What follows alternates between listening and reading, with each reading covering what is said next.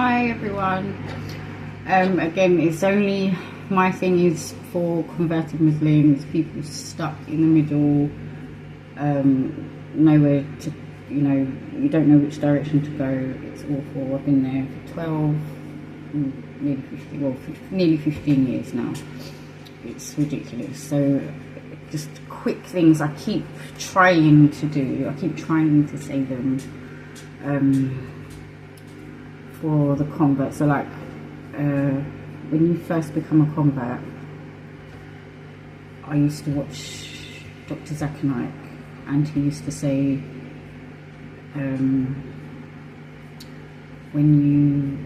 requirements for heaven are, he used to list out some things, and one of them was a dawah. That's a requirement for heaven. So can you imagine the pressure? That's what is put on you as a convert. You have to go out, and it explains a lot when you see it now, when you see it everywhere. That's all they do. And the converts as well, you see them,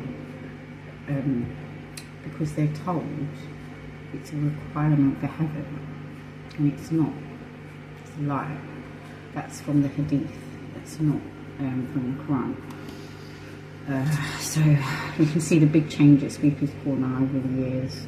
It's predominantly Sunni Islam with this on their shoulders that they have to do it. They have to do it. You don't. But anyway, I'm not going to go into that. My thing is not for the Sunnis. That's them. I've said this from the beginning. I follow the Quran. I follow the laws the best I can. I follow the Quran. Sunnis don't like Quran only. I mean, it's like, can you imagine a Christian saying you're a kafir because you're following the Bible? Doesn't make sense, does it? So these people who are Sunnis, although they think that they are the most knowledgeable, they think they know everything, what they don't realise is that the people before have been through the exact same thing, the exact same laws that were there and removed. I've gone through all of this before. I can go into that. Let me stick to what I'm talking about with the dawah.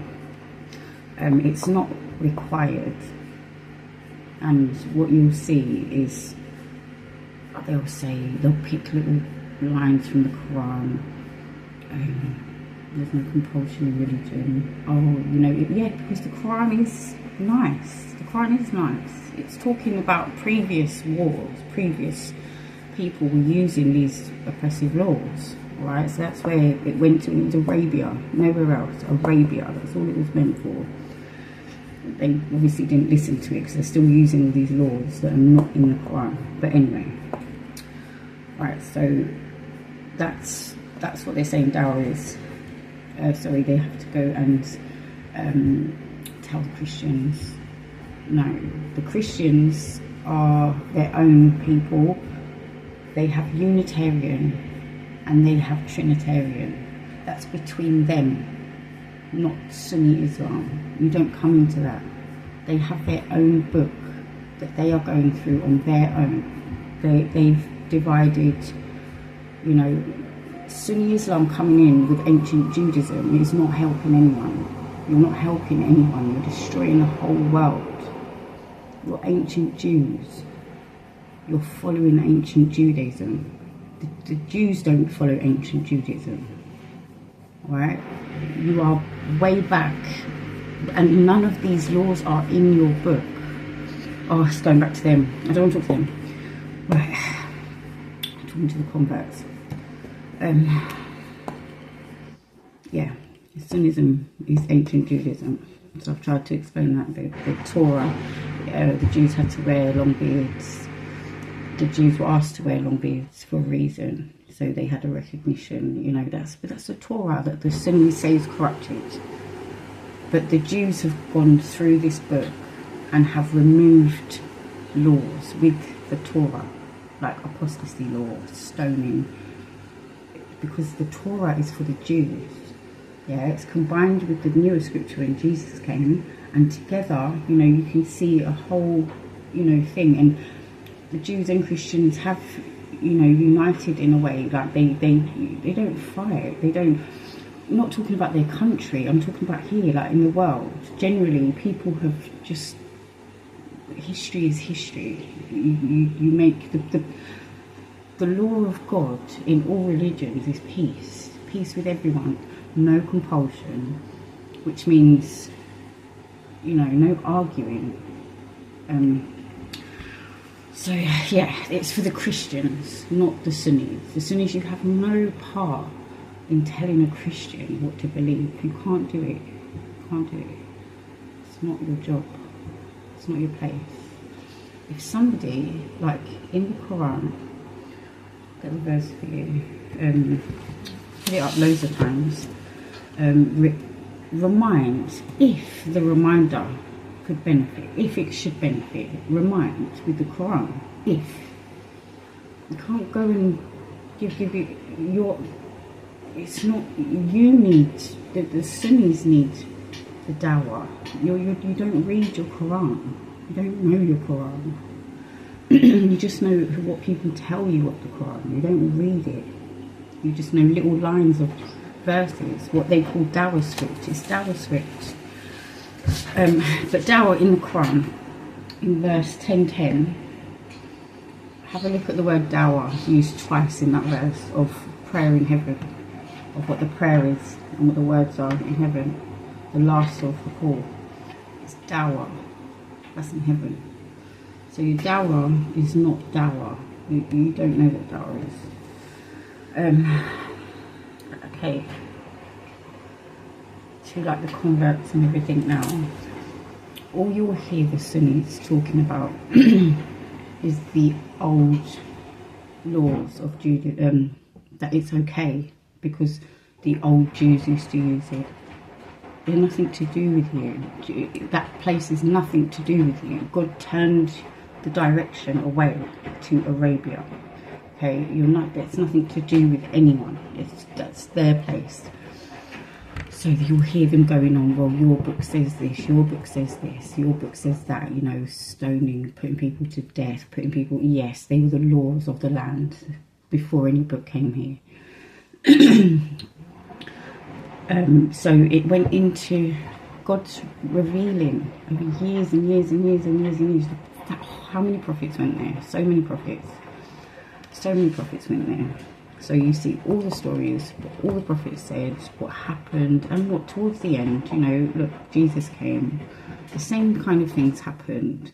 But Jesus left with his book, with his scripture. And that's for them to go through. That's for them, the laws that these Sunnis talk about, it's nothing to do with Jesus. Because you can see the prophets are removing these laws. They're introducing, the commandments. Do not kill. It's a whole thing because it's a repeating process. So same with us now. There's no more prophets. So we are these ones that have to keep giving this word, or the same word. It's going to be the same until the end. So it goes from old to new, like the old laws to the new. The thing with the Sunnis is they don't start with the Quran. They have these hadiths, which are the same laws as these old laws of the land. So they go from Quran backwards, where the Bible is old to new. Old laws of the land, the laws of apostasy, the laws of violence for anything, being rude to parents. There were laws here before any scriptures came. This is the whole thing. God is teaching you to come out of something. Where Sunnism, or Hadithism, is backwards. Because the Quran has also confirmed this. It doesn't have apostasy laws. It doesn't have any of these laws. But what they've done is gone from the Quran backwards to the Hadith, and all they talk about is the Hadith, and have somehow called the Torah so corrupted and changed. Yet they're following every law, every single law from the old book before anything, So this is the confusion. They're all there, millions of them, with the same Dawa script. They're going nowhere. They're just destroying the world, and that's what's going to happen. They're just going to get bigger and bigger and bigger. The laws are of Gog and Magog, and I've said that for ages. That's their laws. So none of their laws are from the Quran. They'll pick one line because a tafsir told them it means that. Only God interprets for you. You read it and you ask God, and He'll give you the interpretation. If you've got a kind heart, or a knowledge, it makes sense. It's clear, but things are left for people in that book. In verse, I've said it loads of times, verse 3:7, that none know its interpretation except God. Some verses He's left, able to. You're able to make multiple meanings out of it. And those who follow, deceit, and they want to make it suitable to them, with disease in their heart, they will follow that which is wrong. So like, that was, I was going to go into that, the wife beating verse. They've added so many brackets into that verse, like that, because it doesn't fit. The word means strike, but God will always say what with. So he asked the women not to strike their feet on the ground to reveal their chest. He said about strike the calf, was it, or the cow or something, strike it with, and with what? Then he asked Moses to strike the ground for the water with something. And he asked him to, so the word is used for strike, but only with what with. So in this verse of 4:3-4, it says strike.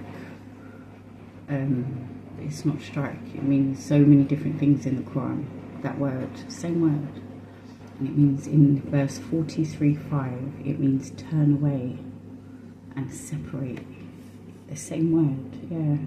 So if you take all the brackets out of 4:3-4, and it's not just, there's lots of translations out there that have had this, but because there's only one or two, they go for the majority word and everything. And obviously, if you're Christian, if you come from Christianity, you're told in the last days of Jesus, many will try to enter, but you're not going to, because it's basically telling you not to go with this majority's position on things. Just like, because this many said it doesn't mean it's true.